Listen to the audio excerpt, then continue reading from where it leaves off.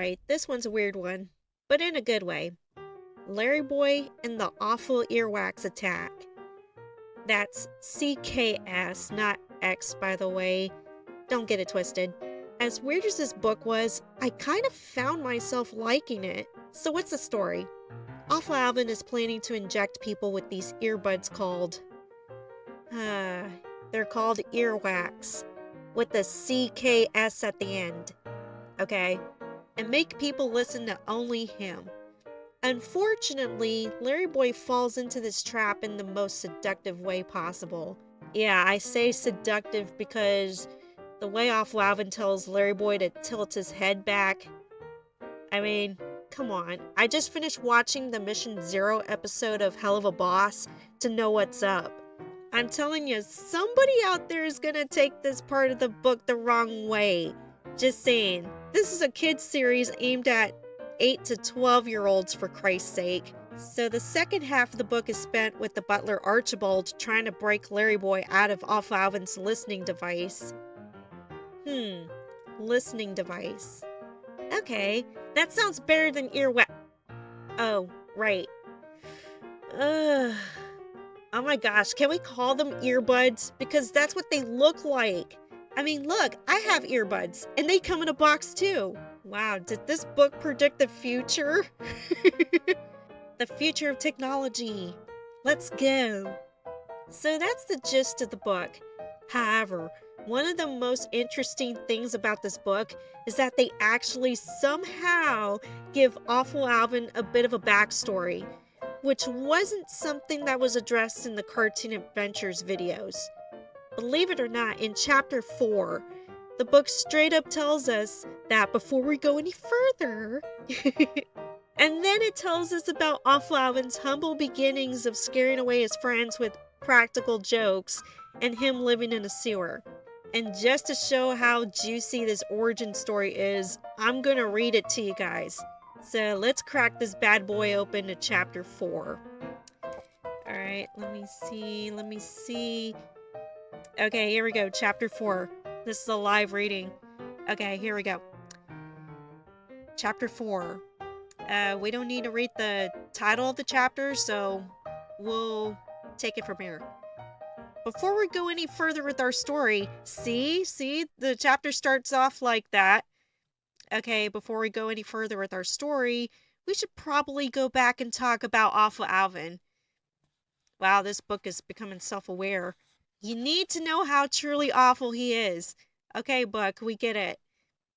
Awful Alvin, like any other villain worth his weight in doomsday dungarees, I don't know what that word is, had a secret underground lair.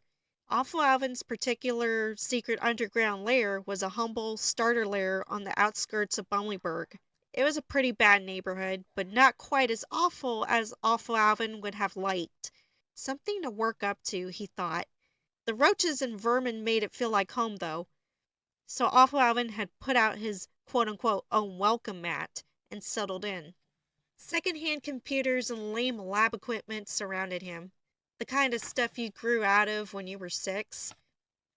Still, by keeping the lights low and never cleaning, Awful Alvin was able to create a creepy enough setting for villainy and outdated computer games. Lights flashed, liquids bubbled, turbines whirled, generators chugged, and an array of devices blipped and chirped a language all their own. Not to mention, something behind the refrigerator really okay, a little too much detail, but we get it. By Awful Alvin's side stood his faithful partner in crime, Lampy.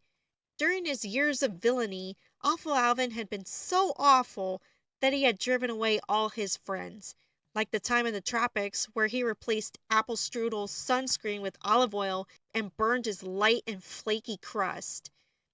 Or the time he scared the Pumpkin Brothers half to death by filling their beds with fake seeds and orange silly string while they slept.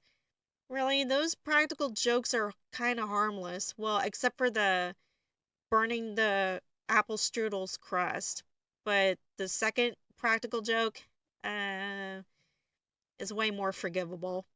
after a while, Lampy was the only one who seemed to be able to put up with him. Well, good for you. We got our couple. See how interesting that was?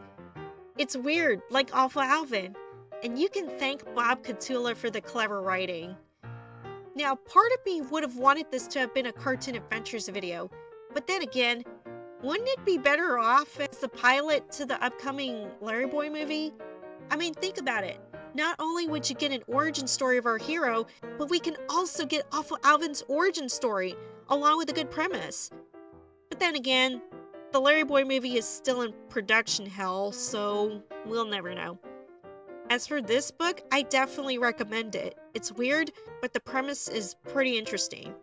Plus, it's got Awful Alvin in it, and pretty much anything he's involved in is gold.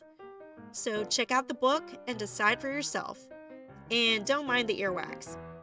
I mean, earwax with the CKS, not the letter X. Go figure.